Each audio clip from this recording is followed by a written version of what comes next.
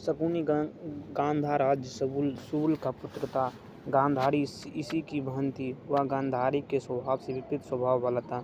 जहाँ गांधारी के स्वभाव में उदारता, विनम्रता, स्थिरता और साधना की पवित्रता थी, वहीं शकुनी के स्वभाव में कुटिलता, दुष्टता, छल और दुराचार का अधिकार था।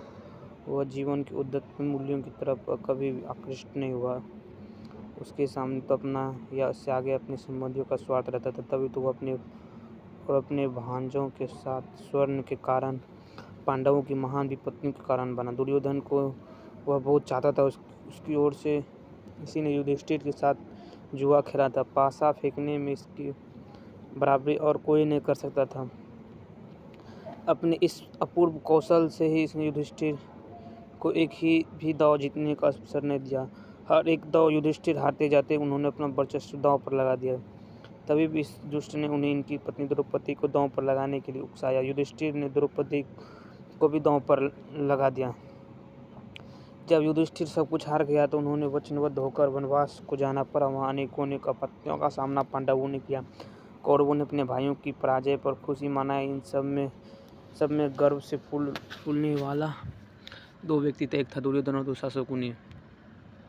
शकुनी ने महाभारत में युद्ध किया था। वह बड़ा अच्छा अश्वारोही था और गांधार के श्रेष्ठ अश्वों का एक रिसाला उसके पास था। सहदेव के साथ उसका युद्ध हुआ, जिसमें सहदेव ने उसे मार गिराया। उसके भाई और पुत्र आदि भी सभी मारे गए। शकुनी सदा दुर्योधन का ही हाँ में हाँ मिलाना जानता था। कभी भी नेक सलाह उसे दुर्योधन को नहीं दी। कहा जाता है कि वह हस्तिनापुर में किसी राजनीतिक उद्देश्य के कारण नहीं रहता था। उसी कारण संभवतः गांधाराज शूल ने अपनी पुत्री गांधारी का विवाह अंधे धृतराष्ट्र के साथ किया था।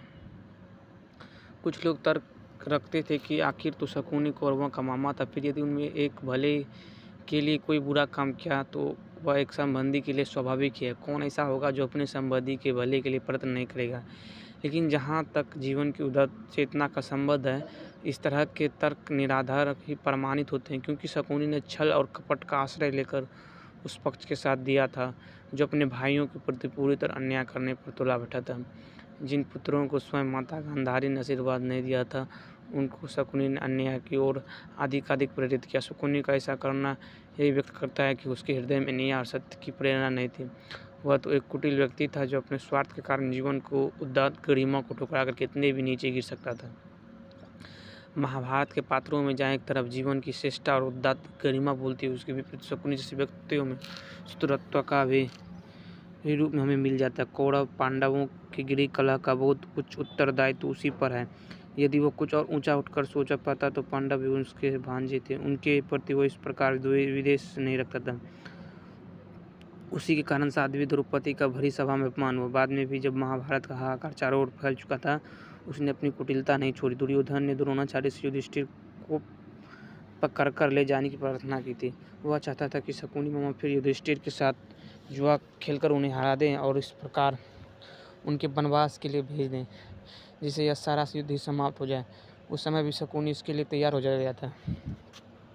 इस तरह देखा जाए तो पांडवों के कष्टों के लिए तो शकुनी उत्तरदायित्व है, बल्कि कौरवों के नाश का भी एकमात्र कारण वही है।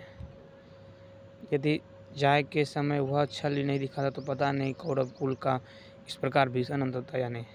शास्त्र में भी कहा गया कि मातुल सर्वनाश का कारण होता है।